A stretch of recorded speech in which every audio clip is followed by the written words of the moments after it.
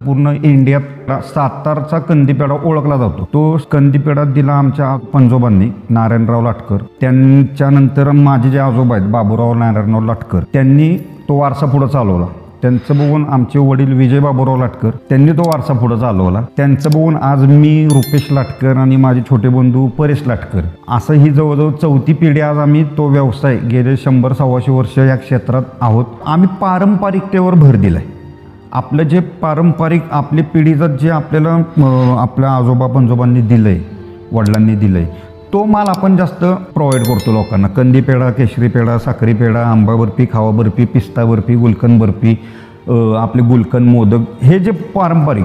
बाकी जी राजस्थानी जी मिठाई असते काजू कतली वगैरे ती अवेलेबल आहे आपल्याकडे. पण जे म्हणतात ना की मूळ आम्ही नाही आजपर्यंत सोडलेलं, मूळ धरून ठेवले. साताऱ्यात जर तुम्हाला प्रॉपर कंदी पेढाच खायचं आहे तर लाटकर आणि मोदींशिवाय पर्याय नाही.